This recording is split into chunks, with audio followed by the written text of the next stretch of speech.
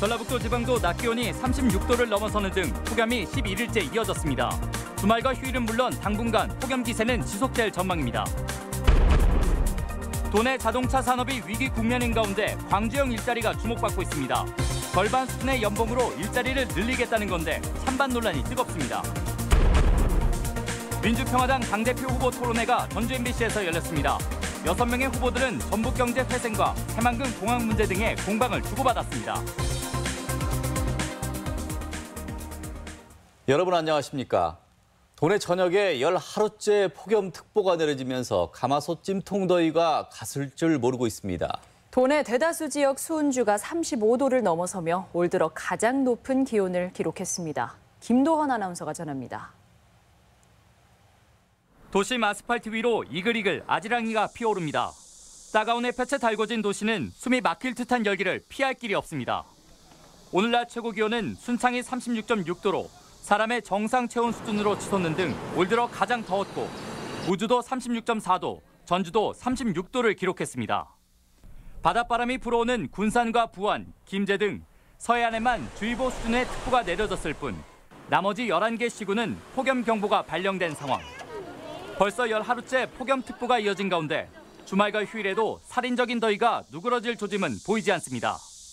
기상청은 주말인 내일도 낮 최고 기온이 34도에서 36도의 분포를 보이겠고 휴일인 모레도 34도에서 35도의 분포로 오늘과 비슷한 불볕더위가 지속될 것으로 전망했습니다. 전라북도는 폭염으로 인한 피해가 발생할 가능성이 높다며 논과 밭, 건설 현장에서의 작업을 자제하고 충분한 물을 마셔 체온 관리에 유의해야 한다고 당부했습니다. MBC 뉴스 김도헌입니다. 전북의 자동차 산업이 위기를 맞은 가운데 이웃 광주에는 현대차가 신규 투자 의사를 밝혀 대조를 보이고 있습니다. 현대의 투자를 이끌어낸 광주형 일자리가 전북에도 대안이 될 수 있는지 짚어봤습니다. 유룡 기자입니다. 지난 6월 초 현대차 관계자가 광주 서부권에 조성 중인 빅그린 산단을 방문해 현장 실사를 진행했습니다. 완성차 공장을 설립할 수 있는 여건이 되는지 확인하는 차원입니다. 공장 건설이나 이런 입지 조건이 괜찮은지에 대한 기술적인 것도 종합적인 판단은 또 딴 곳에서 하시겠지만. 광주는 2014년 당시 윤장현 시장이 광주형 일자리라는 이름으로 공약을 내걸고 완성차 공장 유치에 뛰어들었습니다. 5월 말 현대차가 투자 의향서를 제출하면서 지난 4년간의 노력이 빛을 봤습니다.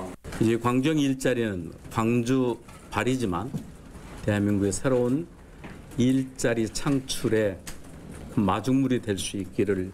현대차는 광주시와 손을 잡고 연간 10만 대의 전기차를 생산한다는 계획인데 7천억 원의 사업비 가운데 상당액을 광주광역시가 먼저 투자하고 현대도 500억 원 이상을 투자할 것으로 전망됩니다.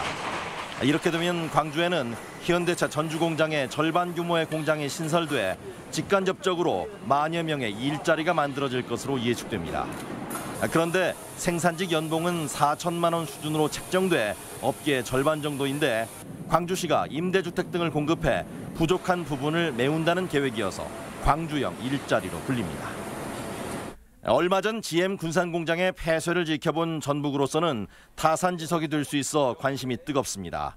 하지만 일부에서는 지자체가 막대한 예산을 들여 대기업 영역에 지분 참여를 하는 것이 바람직하냐는 의문도 제기되고 있습니다. 공공기관에서 사적인 영역에 들어가려면 공공성이 담보가 돼야 되잖아요. 기업같이 우리가 무슨 수익을 내는 기관은 아니잖아요. 복지랄지 해야 될 분야들이 많잖아요. 그쪽에 투자를 못하게 되는 거지 결국은. 노동계는 노동계대로 현대차가 OEM이나 다름없는 별도의 기업을 만들어 고용의 질을 낮추고 임금 차익만 취할 것이라고 지적합니다. 기존의 차는 차대로 만들면서 임금을 적게 주겠다는 거고 그리고 노사관계 속에서 문제가 생기면 현대차는 빠지겠다라고 하는 이런 꼼수 아닌가라고. 군산 GM의 전격적인 가동 중단 속에 인근 광주에서는 현대차의 전향적인 투자 의향서 제출로 화제가 되고 있는 광주형 일자리. 위기의 전북 자동차 산업에 대안이 될 수 있을지 비현실적인 아이디어 수준에 머물고 말지 의견이 분분합니다. MBC 뉴스 유룡입니다. 유력 인사들에게 면허 없이 봉침을 놔주고 거액의 기부금을 챙긴 의혹을 받아온 이른바 봉침 여목사에게 법원이 1,000만 원의 벌금을 선고했습니다. 하지만 형량이 예상보다 낮다며 검찰은 항소를 고민하고 있습니다.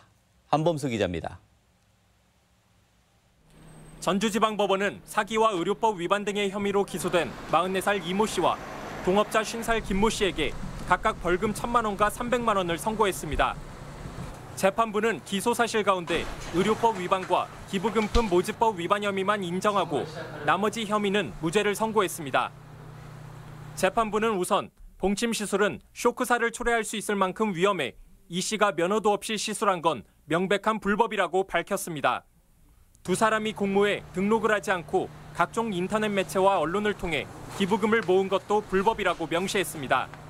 하지만 이 씨가 SNS에 입양 사실을 거짓으로 올린 건 사실이어도 이로 인해 시설 후원자가 증가했다고 보기는 어렵다며 사기 혐의는 무죄를 선고했습니다.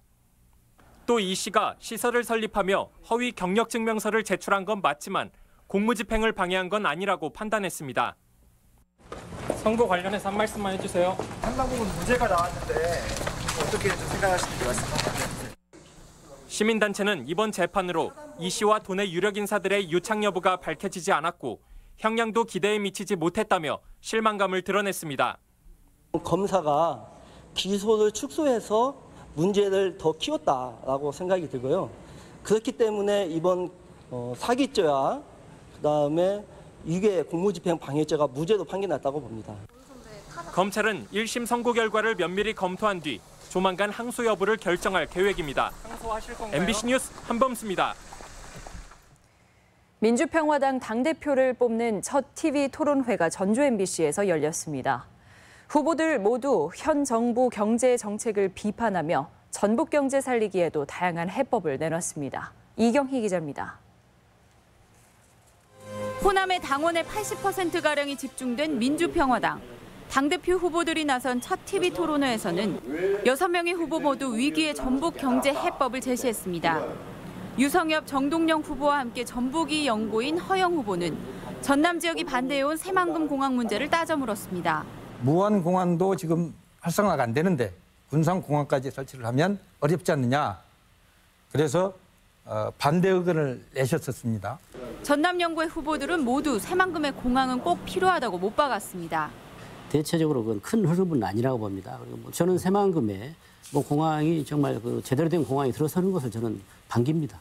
두 개의 축이 있다면 국제공항하고 신항만입니다. 그래서 국제공항은 반드시 필요한 것이고. 유성엽 후보는 공항보다 신항만이 더 중요하다며 다른 해법을 제시했습니다.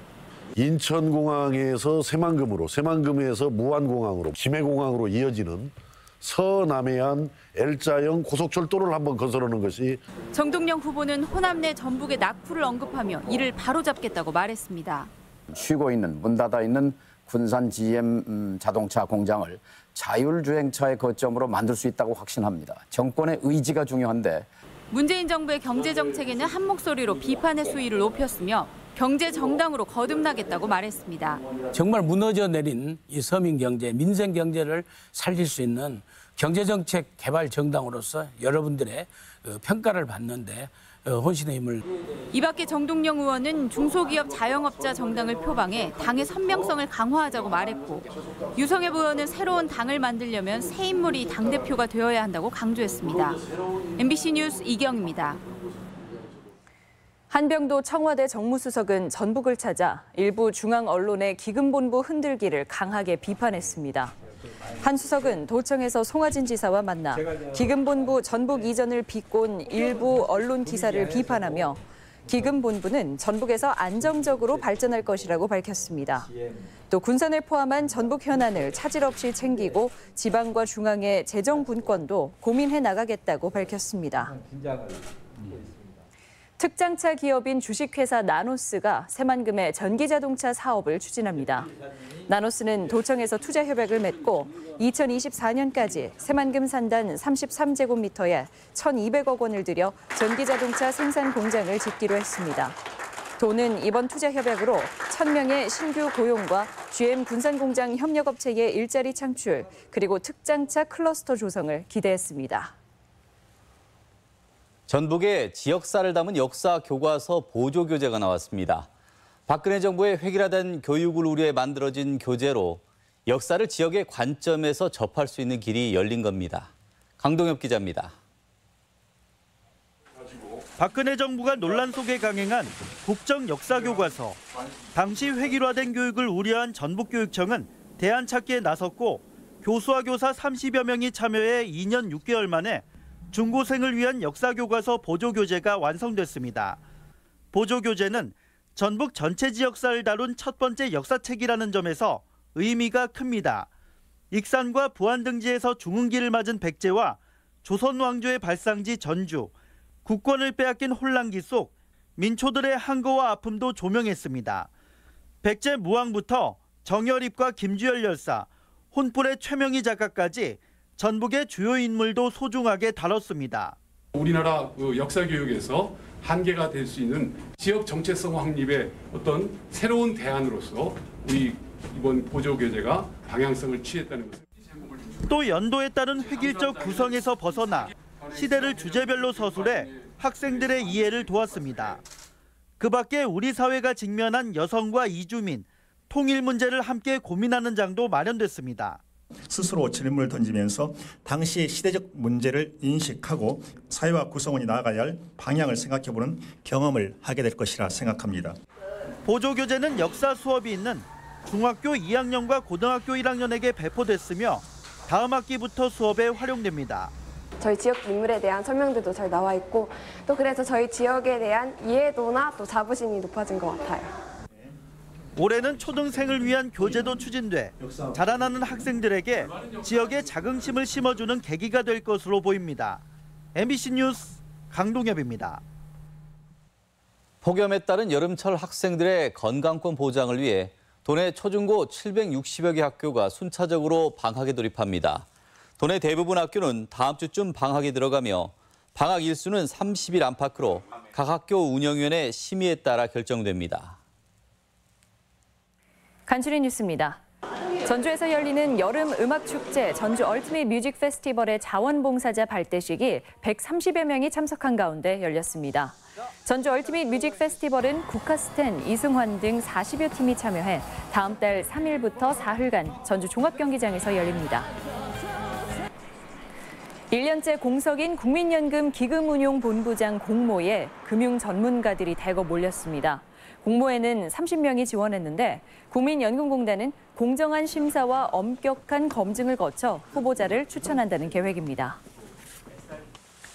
라돈에 대한 시민 불안이 커지자 전주시는 라돈 측정기 15대를 구입해 시청과 구청에 각각 5대씩을 비치하고 1박 2일간 1,000원에 빌려주기로 했습니다. 라돈이 검출되면 방사능 차단 비닐에 밀봉해 침대 회사에 수거를 요청하면 됩니다. 오늘 낮 12시 14분 군산시 어청도 남동쪽 21km 해상에서 올해 도내에서 두 번째로 큰 규모의 2.4의 지진이 발생했습니다. 기상청은 이번 지진으로 인한 피해는 없을 것으로 보인다고 밝혔습니다. 간추린 뉴스였습니다. 전주 시내버스 회사인 제1여객노조는 현재 61세인 정년을 1년 연장하는 문제로 사측과 최종 합의에 이르지 못했습니다. 전북권 소식이었습니다.